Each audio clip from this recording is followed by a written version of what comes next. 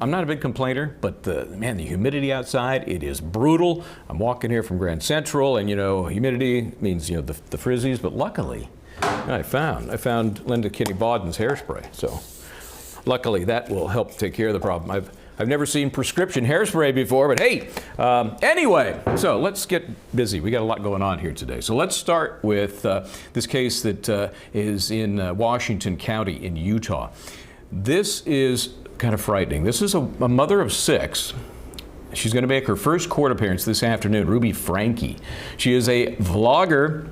And, she was a mother of 6. What's she offering? Well, she did parenting advice on her 8 Passengers YouTube channel. She is now charged with 6 counts of felony abuse. She has a 12-year-old son. This kid escaped from her business partner's home. Jodi Hildebrandt is the business partner. The youngster escapes, goes to a neighbor seeking help.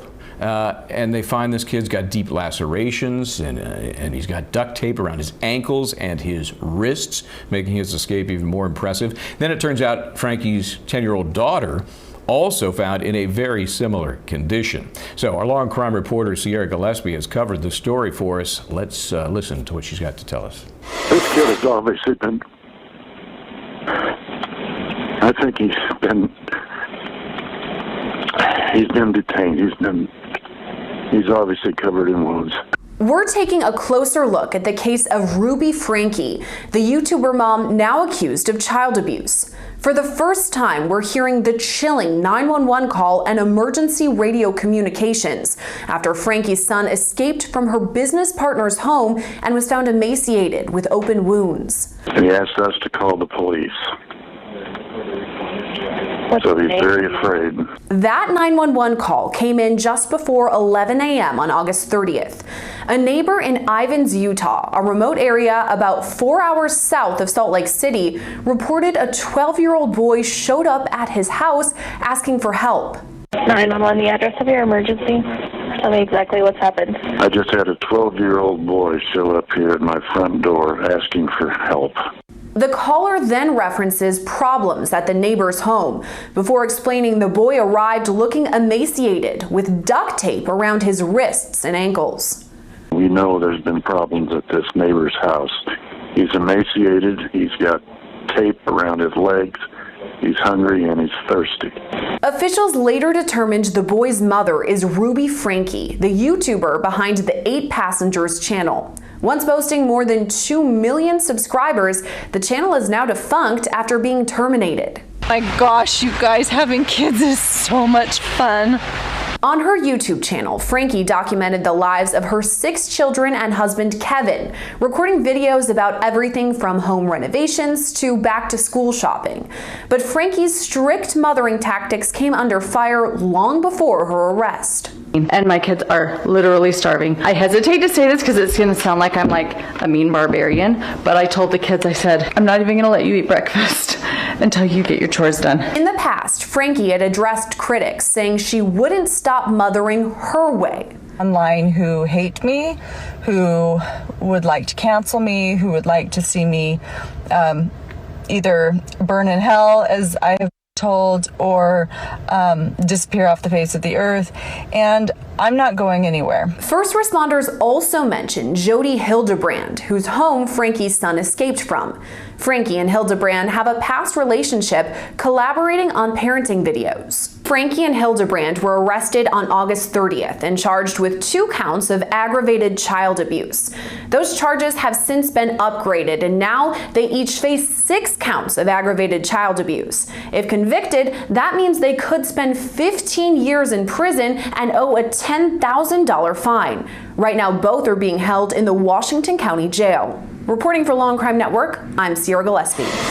Boy, why is it always those that are kind of out front about the advice that they themselves don't seem to take? It's just a frightening story. Here to talk about this and the other cases we're covering today, Rich Schoenstein is here, Catherine Lizardo. Thank you both. Always a pleasure to have you. It must be Friday because Catherine is here. So let me start with you, Catherine.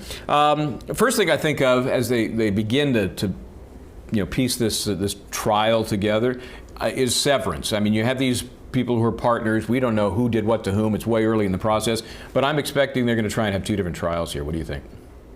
I agree, and they should try them separately because of the relationship of Frankie and the business partner to the children. Frankie, being the mom, has a higher responsibility and legal obligation that will be attached to her versus the partner. But that doesn't diminish what the partner did, since the child abuse apparently happened at the partner's house. Now, I just want to add that because they were both YouTubers, whatever they posted will now be also sifted through thoroughly for whatever that can be used for the case. So that's not good for them, of course. Yeah, and I think, Rich, I see accessory type charges against the partner, the home that I guess was babysitting, for lack of a better term, and maybe they'll get her to roll on, the more culpable. What do you think? Well, I think first of all, I think you're bogarting the hairspray. How dare you steal hairspray and not stare it? But looking past that, I think it depends on what the facts are, because we don't know if the other woman was a direct participant in any of the alleged dispute. We don't know if she was there at all, which would make her, liable differently. And I hear Catherine talking about trying them separately. I sometimes wonder, from a prosecutor's standpoint, it would probably be better to try them together, because then they're forced to, they can't just point at each other in two separate trials, right? They have to be tried together. And I think about that a lot these days when we see co-conspirators indicted of crimes, that in some ways it seems like a more efficient fact-finding gathering to have them all in the same place. Yeah, and that's always the argument. The prosecution, of course, wants everything in one shot. Right. They argue things like judicial economy and all of those things. At a certain point, though, the defense is saying, well, this is adverse to my client's interest, and I don't want to be guilty by association. And I could see that in this case, where you have what appears to be someone with a far lesser role. We don't know yet, but it seems like one is assisting the other rather than instigating. So, Catherine, give me your best argument to sever these cases. What is it? If I'm in support of severing it, which I agree with Rich, by the way, that I would prefer not sever so that they can't point fingers at each other. But if I am for severance, is that what you said? It will be prejudicial for my client to be associated with whoever the jury will find more culpable. Because of the limited information we have now, we don't know if the partner was the one who had the idea or the same amount of abuse that was inflicted upon these children. But the bottom line is, this is horrific, and looking at the picture of where that location of that home is, it's remote, and even if the children screamed or asked for help, doesn't seem like anyone could hear them there. Rich, I always wonder, I'm not a head shrinker, but what is it that drives somebody to put themselves out there as an expert on parenting and then do things so contrary to any sort of expertise? It's downright mean and ugly.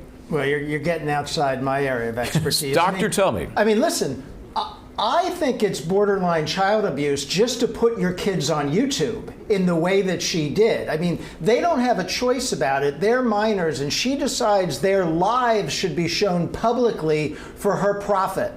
So I have an issue right there, and I question what kind of person she is that would do that with her family in the first place. It doesn't really shock me if we learn that secretly there were things going on inside this home that weren't so, apple pie and Americana and great, that there were insidious things going on. That really doesn't surprise me based on the limited amount I know about it. Yeah, what an egomaniac, though, Catherine. She's on a star on YouTube using her kids, and then, hey, I've got a great way to handle 6 kids. This could have been a tip. Duct tape them. It makes it so much easier to handle them. I mean, in reality, that's what's going on in her head, regardless of what she's telling folks in her, advice.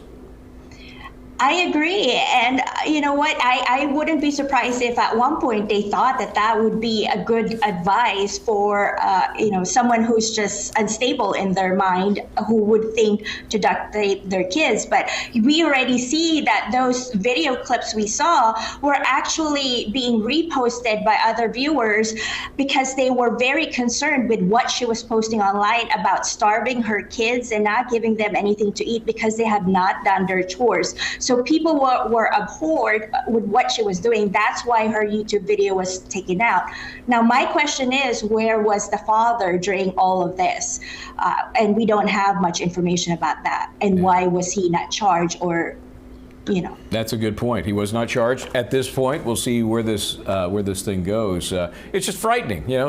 Watch out what you see on YouTube. It ain't what it appears in so many ways. Let's take a break here, folks. Some more cases to talk about when we come right back to Law and Crime. Stay where you are.